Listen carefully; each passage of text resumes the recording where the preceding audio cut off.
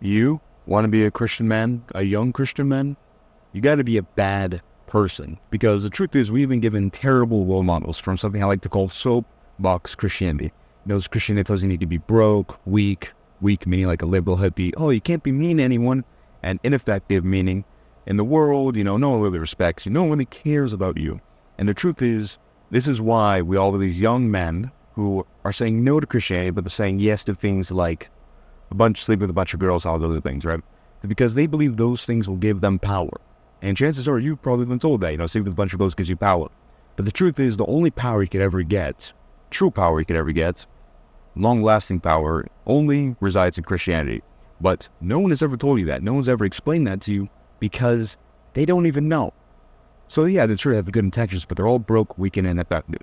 You have to be this bad person in order to actually understand what Christianity really is and to reap the benefits from it. The benefits are things like getting muscles, making money, and girls liking you. No one's here saying that. Again, like they say, like, oh, wanting interest from girls is inherently bad. No, because, to get a wife, you need to be good with women, right? And then I've helped a bunch of other people see the light, so to speak, and change their own lives. So in order to be this bad person, you have to first understand why actually being a proper Christian, so to speak, of course, is to understand how everyone's been duped by society. Now, don't pay attention too much to these logos you see. I have no idea why I put them there. This is a joke, okay? YouTube, don't ban me. But in any case, there's all of these agendas they want to put forth on society, okay?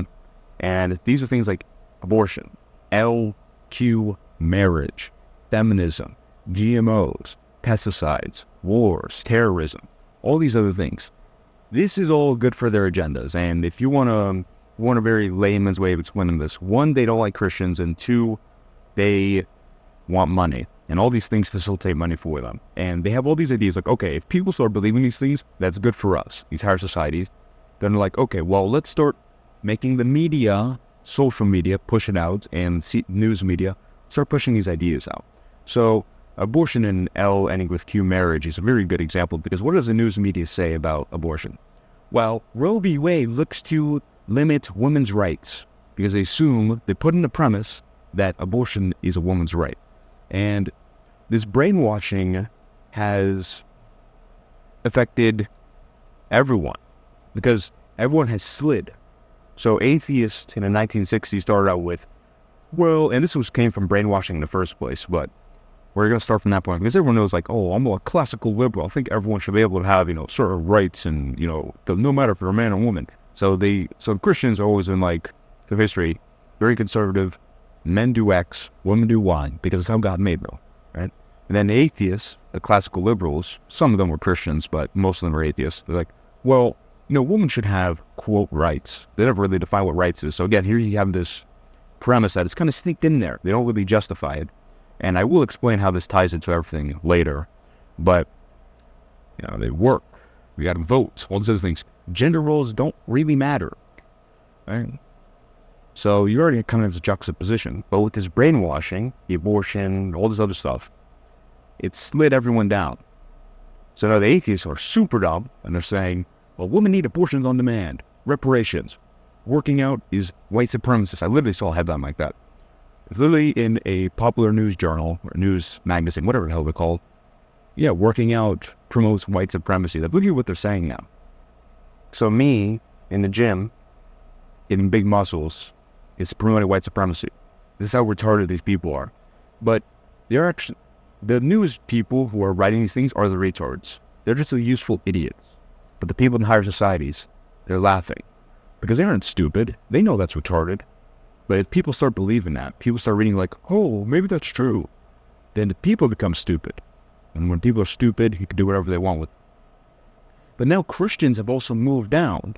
They haven't moved this far, but now they're in the middle where, like, well, women should have rights. You know what? Maybe Ellen with Q marriage should be legal, because, maybe we shouldn't really bother people. Maybe they should have their own, rights. Maybe that should happen. Maybe we shouldn't nowadays say it's wrong. And abortion, what? I do think it's wrong because the Bible literally says we're handcrafted in the womb. But, I really don't want to get in trouble.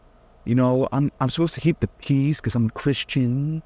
a soapbox Christian. I got to keep the peace. That's how they are, literally. Like, I've asked Christians, both old and young, is homosexuality wrong? And they're like, well, and,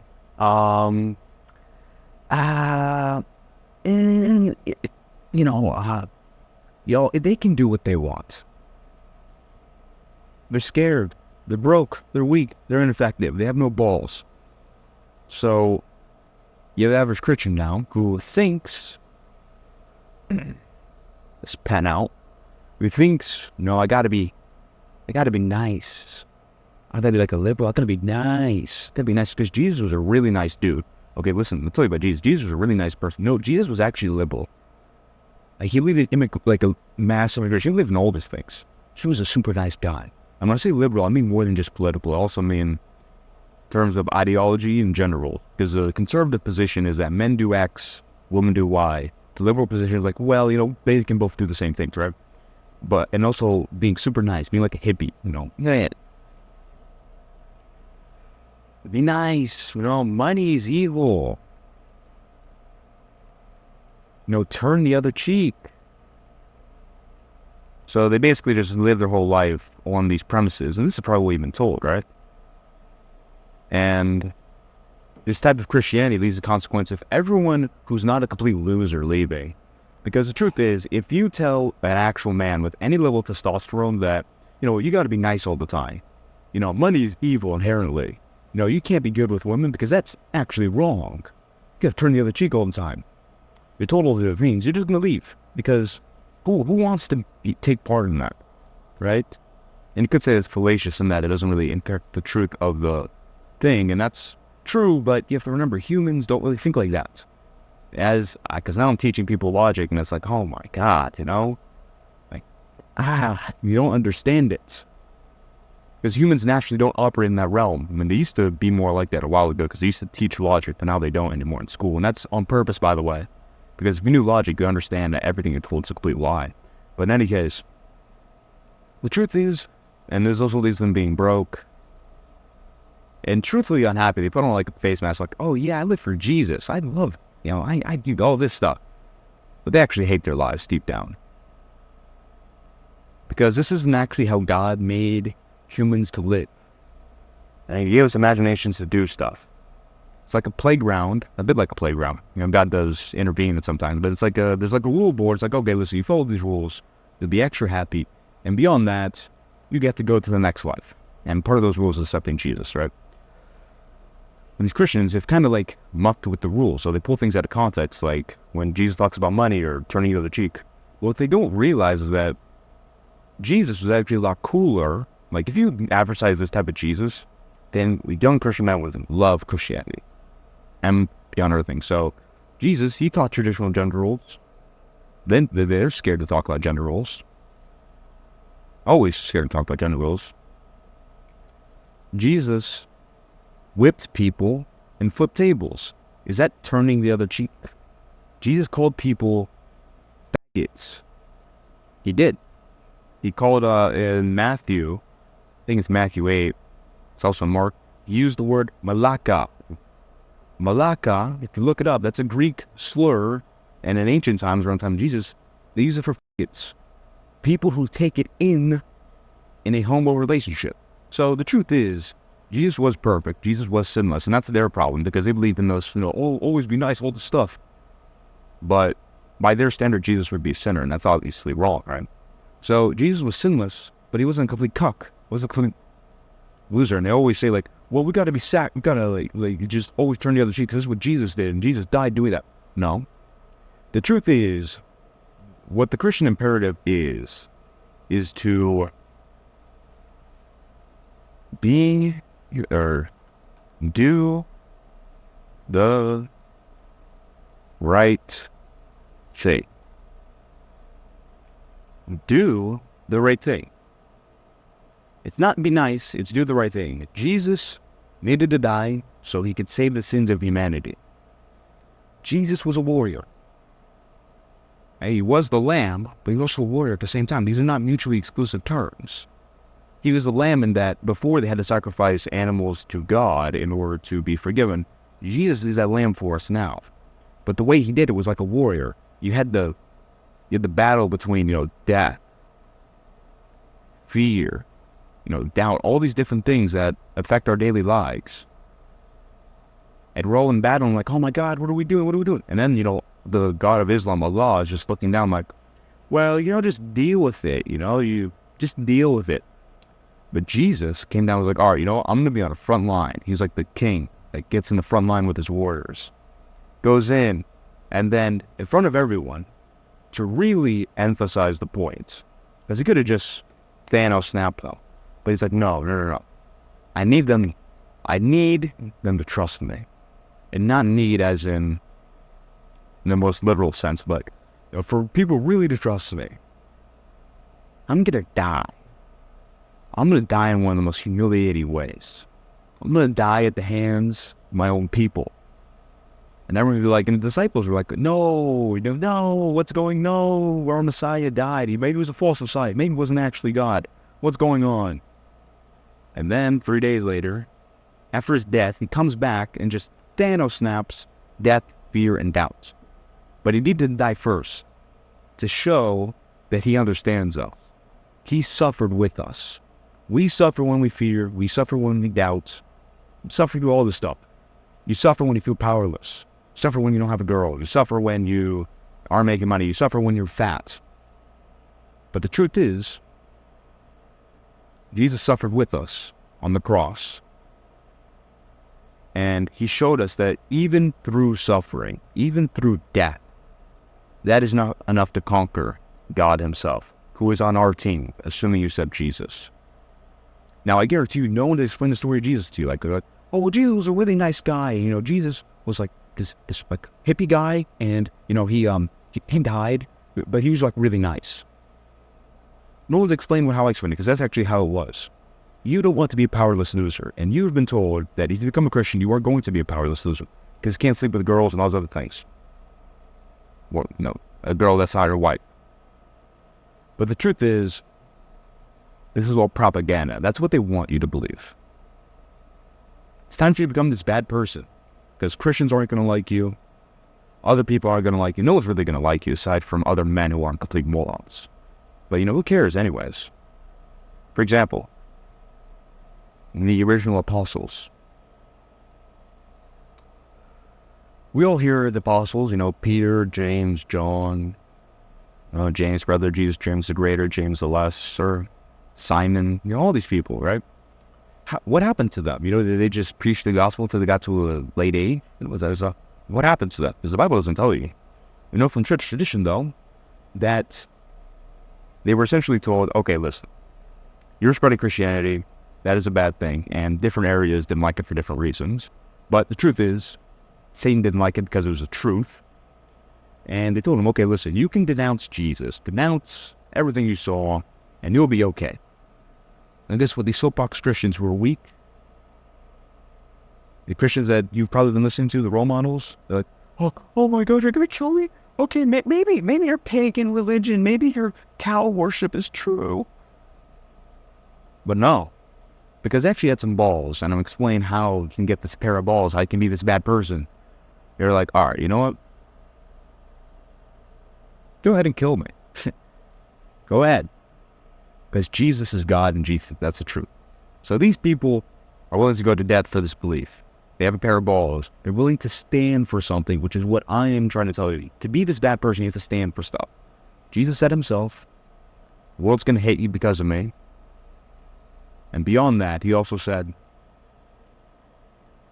those who try to save their lives will lose it. But whoever loses their life for me and for the gospel will save it. So what I'm going to tell you right now is that all of these people, all of these New Age Christians, they are scared to say that homosexuality is. But the original apostles literally died just for saying Jesus is God and Jesus is their Savior. That's how far Christians have regressed. Because now, what's going to happen when you say homosexuality is wrong? Some people with blue hair and class and like, oh my God, you're so bad. You're a bad person. Don't care, because guess what? We have theonomous roots. Now, what is theonomous? There's two types of way of reasoning. So autonomous is, which we'll go over. Autonomous is within the people. So let's say, you know what? I think these sticky notes are really cool. These sticky notes I have in my hand, they're really cool sticky notes. And I got 5 people to agree with me. That's an example of autonomous reason. It's all within people. Now let's go to theonomous reason. Theonomous is like, all right, well, that was like that example. Let's say, well, God said murder is wrong, and by say, I mean it's rooted in God's nature, God's all good nature. So that's the root, that is the foundation for the claim that murder is wrong. That's a theonomous statement. And theonomous has to do with God, autonomous it is within people. So there's 2 types of roots you have to set for yourself. One is a theonomous root. All right? Theonomous root is saying, you know, at the end of the day, I'm going to stand for what's true. I'm going to have a purpose that is rooted in God. Because guess what? All these other purposes, like if you leave Christianity and decide to sleep with a bunch of girls, you've rooted your purpose in a bunch of dumb chicks, a bunch of dumb hoes. That's the purpose right there. Really? You have the option between the all-powerful mind, omnipotence, omniscience, this, that, and the third, or some hoe off of Tinder.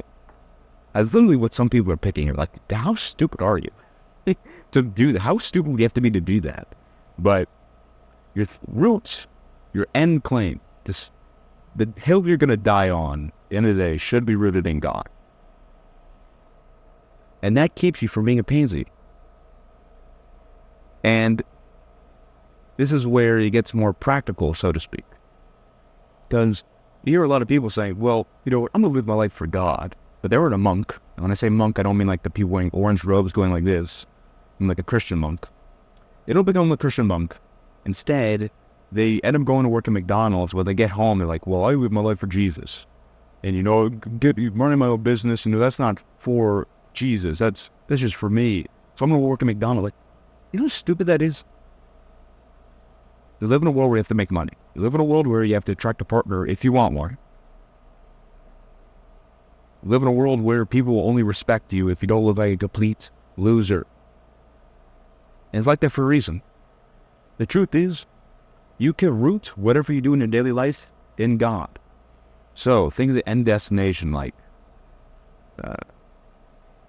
let's just say pleasing God. Yeah.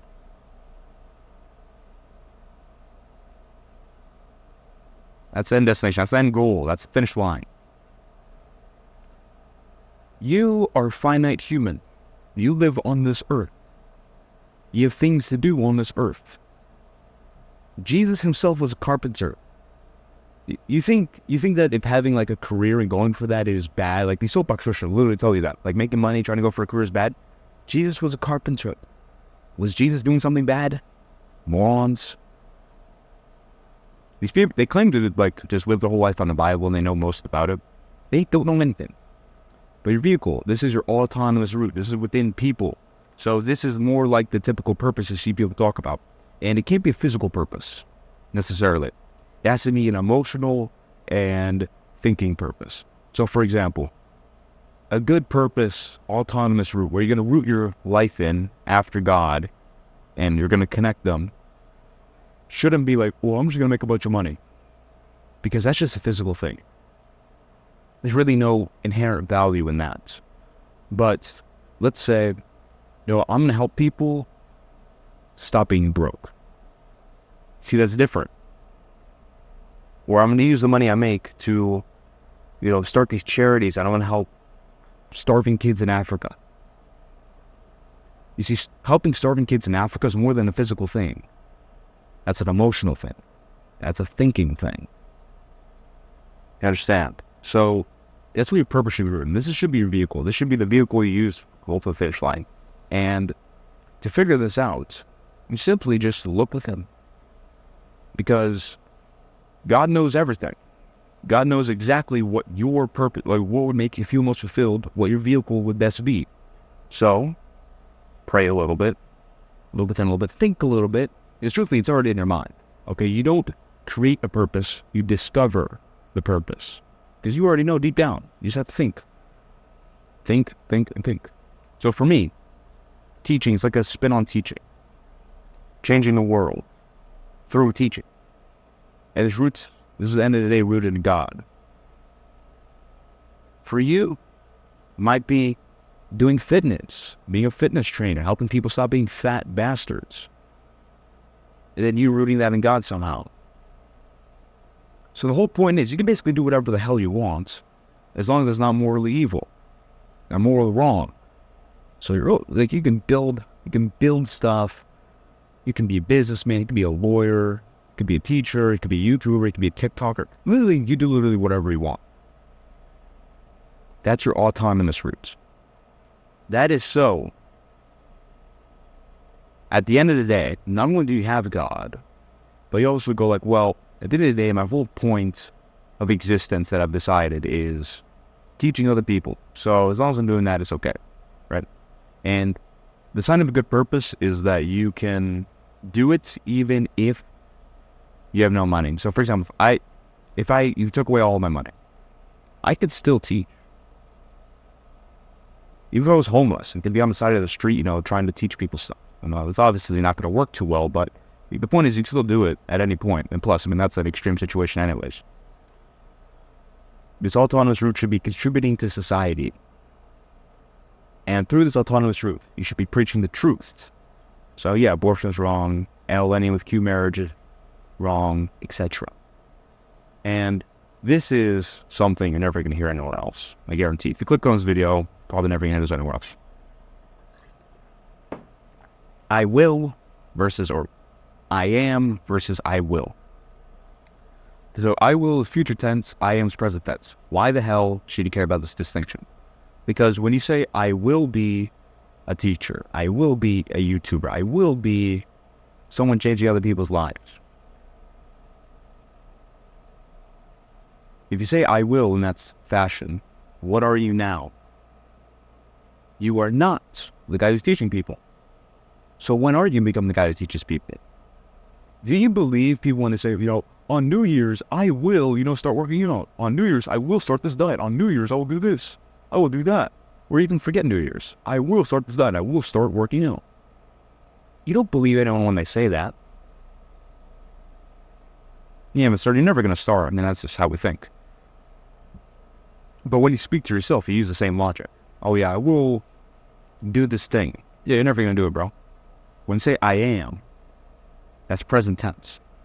So you are doing it now. So I've been teaching all this stuff, the theonomous route, autonomous route, being this bad person, like, well, if you're smart, you're like, well, I'm going to start being a bad person now, right? This quote, bad person. But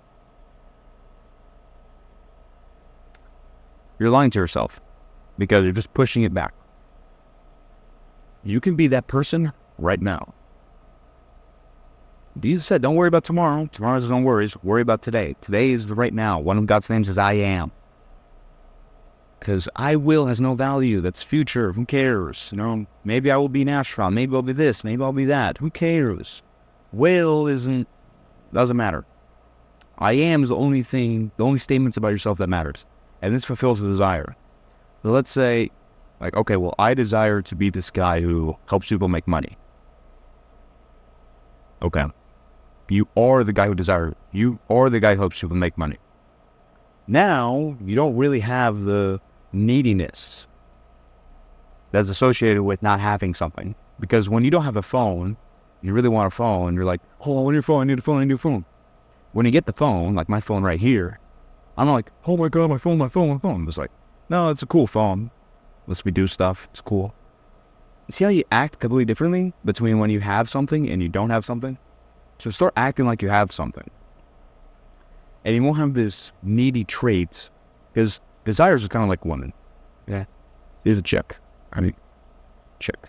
Then there's someone, right? Person. Just name him Bob. And Bob is like, I need you, I want you, oh my God, please give it to me, please, oh my God. And just like a desire, walks away. But let's say you're like, okay, well, you would be cool, but I don't need you because, I got this big castle. It's like a Super Mario Bros. Castle.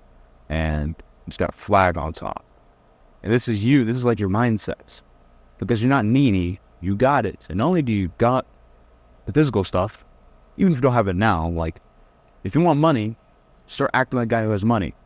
Start building up this castle of your mind, building a stronger mind. And of course, this castle, you have a flag with a big cross on it, so it's rooted in God. And the girl's like, you're not being needy. And the girl's like, oh, well, he has a castle of other things. I'm going to go to it. That's exactly how desires are. The only thing you need is God. You don't need any of this other stuff. But you want it, and you fulfill that want by saying, I am. Feel it. Like, if you had a bunch of money, how would you feel? Okay, that's fire. Feel it. Then you think about it. Yeah, if I had a bunch of money, I would take a shower like this, I would walk like that, etc. So that's thinking. You're thinking. That's water. Then, that lets off steam, and guess what? You could literally try this right now. Think about you as the guy who makes a bunch of money. Or whatever you want. I'm using money because it's a more tangible example, right? Because it's numbers. It's easier to think about. It could be literally whatever you want. Let's do money because it's an easy example for us to grasp. Think about you with a bunch of money. How would that feel? Like, oh yeah. And don't just say it, feel it. Well, yeah, I did pretty cool. Yeah, I did this, I did that. And think, okay, how would he take a shower if he made a bunch of money? Like, oh, I would shower. Oh, yeah, I would shower. I'll walk like this, and then I'll start here and do that. And yeah. You get into it. Guess what? Your next shower you take, and ideally it's right after this video, take your millionaire shower, or take the shower where you're doing whatever you desire, where you are that guy. I am. Present moment. And you realize, whoa. Like, whoa, I'm actually a lot closer to my goals than I thought before. You're not that far, bro. Just start being it, and guess what? If you are the guy who's a copywriter, for the guy who's making YouTube videos, if you believe you are that guy, if you believe it, then guess what? You're going to start taking the actions of the guy who has it. So you're going to start making the videos. You're going to start reaching out to clients. You're going to start looking for inbound leads. But guess what? If you're doing all that work, eventually you can get the results of the guy who's doing exactly what you want to do. That's the power of I am. This is something the Bible teaches, actually, but no one talks about it. And the Bible also teaches you how to get girls, maintain money, build a good physique even, but I think people don't know how to read it. You read it and like, oh, well, it says here, women aren't allowed to teach in the church. Well, I guess we're going to have a female pastor, guys. Anyways, so I know this video is one of the most valuable videos ever watched.